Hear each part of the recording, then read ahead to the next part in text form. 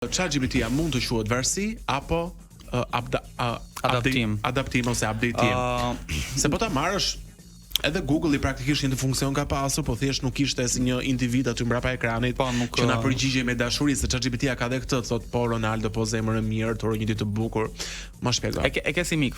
Mendoj që duhet ndar pak në breza, mendimi im, do të thënë gjenerata që quhen, kjo elementi i varësisë, më thënë, është parë më tepër statistikisht nga gjenerata Z, e cila për mendimin tim është ka pasur dhe fatin e mirë dhe fatin e keq, do të thënë që ka lindur një epokë ku ka një gjurulldi të papar teknologjike.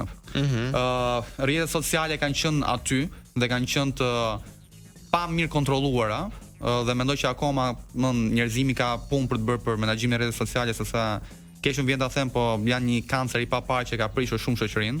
Po mendoj që më vonë do vjen rregulla me ID etj, diçka që kemi folur edhe këtu. Dhe për shumë brezi Z është parë që ka pasur një varësi të paparë në TikTokut. Kjo kombinuar dhe me hyrjen masive të AI-t dhe ChatGPT-t, është parë që ky brez ka varësi dhe po indikon shumë edhe në aspektin psikologjik, sepse po e përdorin ChatGPT-n për gjëra shumë emocionale dhe psikologjike, duke qenë që janë brez që përgjithsisht janë adoleshentë ose para adoleshentë, sepse janë viti nga 97 deri në 2012, domethënë për të updatuar gjusit. E përdorin edhe për miq, domethënë për të pasur një si mik, edhe janë sepse faktikisht jetojmë në një epokë dhe gjenerata Z është shumë e vetmuar sipas studimeve. Bravo, ka dalë statistikisht shumë e vetmuar dhe në vend që të shkojnë të socializohen etj, e gjejnë çdo gjë tek ChatGPT-ja dhe nuk është problemi ta përdorësh.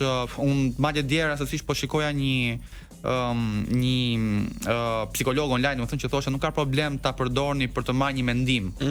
Qoftë edhe diçka që keni frikë t'ia thoni dikujt, ose diçka që është shumë personale, një mendim për shkakun, ose keni diçka për shkakun që duhet ta shikoni me një qasje tjetër. Po jo ta merrni të mirëqen çdo gjë që thotë, sepse ndryshe nga një psikolog real, ChatGPT-ja, kompjuterat, AI janë të ftohtë. Do të thonë nuk të njohin, nuk kanë emocione. Nuk të njohin, po, do të thonë sado që duket se u kanë emocione. Ose unë e pyes ndonjëherë, a mërzitesh ti kur unë flas keq? Jo, thotë, nuk mërzitem se unë jam robot, nuk kam ndjenja. Normal.